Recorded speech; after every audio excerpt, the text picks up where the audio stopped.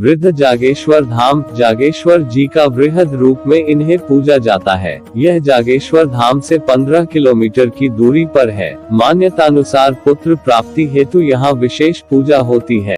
बस्ती से दूर, आबादी से लगभग 20 किलोमीटर दूर बसे प्रकृति के आंचल में वृद्ध जागेश्वर धाम की महिमा अनुपम है।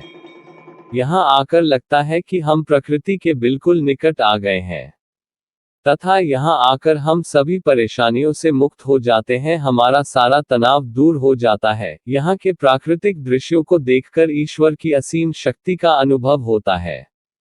सिटी न्यूज टीम ने यहाँ आकर प्रकृति के अद्भुत छटा के दर्शन किए। आए और जानते हैं यहाँ के महंत। नमस्कार, मैं हूँ आशुतोष मित्तल, सिटी न्यूज प्रमुख संवाददाता।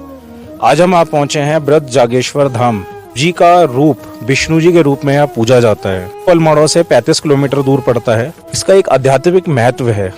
आइए हम जानते हैं यहाँ के महंत पूर्वादत्त भट्ट जी से। पंडित जी नमस्कार। नमस्कार। वृद्ध जागेश्वर धाम के विषय में आप कुछ बताइए।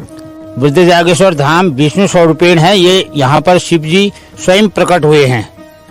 यहाँ पर विष्णु भगवान के रूप पर शिव जी को प्रणाम करने के लिए विष्णु भगवान पधारे हुए हैं। यहाँ पर जो है अखंड दीपक जला रहता है। टाइम भोग लगता है, महा कहलाता है, जिसे मालपुए का भोग कहते हैं। यहाँ पर जो भी श्रद्धालु अपनी मन इच्छा से जो भी मांगते हैं, ये भोलेनाथ उनको दे देते हैं।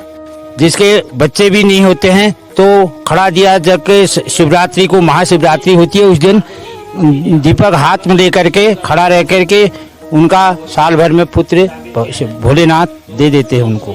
मान्यता यह भी है कि जागेश्वर धाम जो यहाँ से आकार 15 किलोमीटर पड़ता है और पैदल का रास्ता मात्र 3 किलोमीटर की दूरी पर है, कि जागेश्वर धाम में शिव जी का वाल्य रूप पूजा जाता है और वृद्ध जागेश्वर धाम में शिव जी का वृद्ध रूप पूजा जाता है। वृद्ध जागेश्वर परिसर से साक्षात हिमालय पर्वत के दर्शन होते हैं। यहाँ से देखने पर हिमालय पर्वत का विहंगम दृश्य, जिसके दर्शन मात्र से श्रद्धालु भक्तिमय भाव में मग्न हो जाते।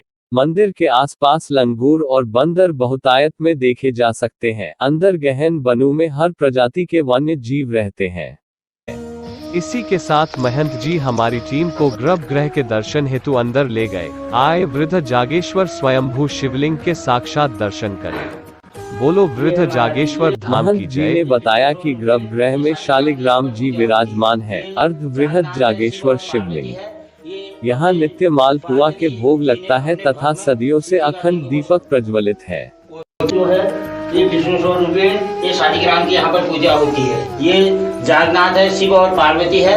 ये अपने पार्वती जी ने अपने भग में शिव जी का लिंग को वो किया है, स्थापित किया है। तो ये इसलिए इसको वृद्ध जागनाथ कहते हैं। ये विष्णु स्वरूपेण पूजा होती है। यहाँ पर मालपुए का भोग लगता है और अखंड दीपक हमेशा जला रहता है। जो भी जिनकी जैसी मनोकामना जिनने जो मांगा तो भोलेनाथ ने दिया, उन्होंने ये चढ़ा रखा है। भक्तों की मनोकामना पूर्ण होने पर भक्तों द्वारा पात्र मंदिर में दान किए जाते हैं तथा श्रद्धालु शिव जी पर जल चढ़ाते हैं तथा चंदन होरी पर चंदन घिसकर शिव जी को चंदन का तिलक लगाते हैं। ओम गणेशाय नमः। गर्भगृह में गणेश जी व नंदी विराजमान है तथा मान्यता है भक्तों द्वारा नंदी जी के कानों में बोली हुई मनोकामना अवश्य पूर्ण होती है। आइए हम के बारे में और जानते हैं। यहाँ के महंत, आपका नाम बताइए। मेरा नाम चंद्रवल्लभ शास्त्री। तो अर्ध कहा गया शिव की आदि होती है, लेकिन ये विष्णु रूपी शिव है। तो यहाँ पर जो है 1.5 परिक्रमा होती है। आदि शिव जी की होती है और एक चंडिया एक माता पार्वती की होती है। तो इसलिए 1.5 परिक्रमा होती है, क्योंकि ये ऐसा है ना, ये वृद्ध रूप है। यहाँ पर जो है शंकर भगवान ने तपस्या करी विष्णु जी की। विष्णु जी प्रकट हुए यहाँ। शंकर भगवान जो है यहाँ समाधिस्थ हो गए थे।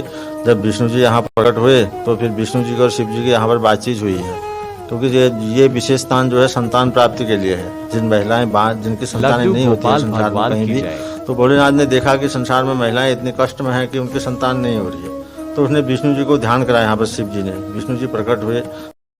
महंत जी ने बताया वे महिलाएं जो संतान विहीन है, वृद्ध जागेश्वर में विशेष पूजा का आयोजन होता है व मान्यता अनुसार संतान प्राप्ति के रूप में लड्डू गोपाल जी प्राप्त निश्चित होते हैं।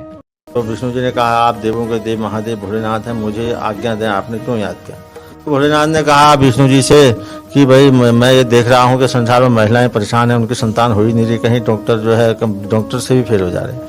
तो विष्णु जी ने कहा भोलेनाथ से, फिर मुझे आज्ञा, उन्होंने कहा आप लड्डू गोपाल में आ जाइए। लड्डू गोपाल भगवान की जय। यहाँ पर आपकी पूजा होगी। शिव जी ने विष्णु जी को यहाँ पर मालपुआ खिलाया, वो अखंड दीपक जल रहा है अंदर 7वीं सदी से, वो अखंड दीपक जल रहा है। तो यहाँ पर फिर वही मालपुआ भोग में लगता है।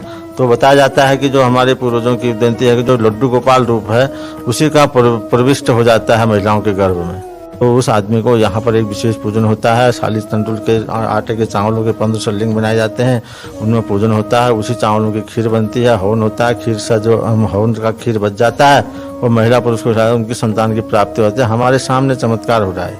शंकराचार्य जैसे आए तो यहाँ विष्णु जी प्रकट हो गए।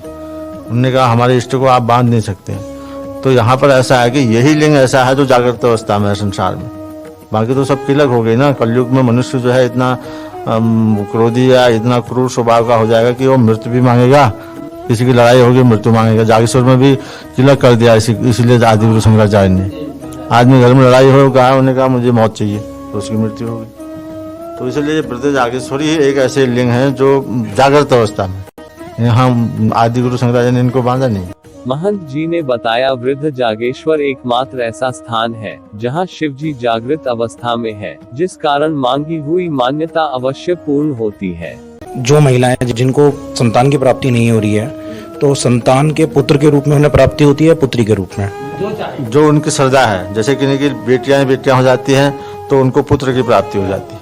अगर जिनकी संतान है ही नहीं तो उनको कन्या भी हो सकती है, पुत्र भी हो सकता है। लेकिन विशेष जो पूजन होता है पुत्र प्राप्ति के लिए होता है। गोविंद वासुदेव जगतपति देहि में तनम कृष्ण तो हम शरणगतः, तो एक मंत्र है। जिस समय जो है कृष्ण भगवान मथुरा को जा रहे थे तो उस समय किसी का बच्चा आ गया था व्रत में, तो उसने बच्चा मांगा था इस मंत्र से, क्लीं देवी की शुद्ध गोविंद वासुदेव जगतपति देहि में तनम कृष्ण तो हम शरणगतः क्लीं ओम। इसका हवन होता है, इसी का जाप भी होता है। तो उसमें विशेष खीर का महत्व है, खीर का हवन होता है, मीठी खीर। जैसा कि पंडित जी ने बताया, बहुत ही अध्यात्म व पुरातत्व कालीन यहाँ की मान्यता है। एक राजा को यहाँ दर्शन हुए थे लिंग के, और पंडित जी ने बताया जो महिलाएं संतान विहीन हैं वो यहाँ आकर के पूजा करा सकते हैं। जी, कृष्ण कालीन पुराना क्या है, शंकर जी ने अपना ध्यानस्थ हुए, शंकर जी तो कृष्ण भगवान प्रकट करा था। तो इसका तो जो साक्षात्कार हुआ था वो तो नेपाली राजा उदयचंद को हुआ था यहाँ। तो राजा कहीं लड़ाई लड़ने जा रहा था यहाँ से, तो आगे विश्राम वहाँ ठहरा था, तो रात को लिंग दिखाई दिया। यहाँ आए तो निधि दर्शन हो गए राजा को।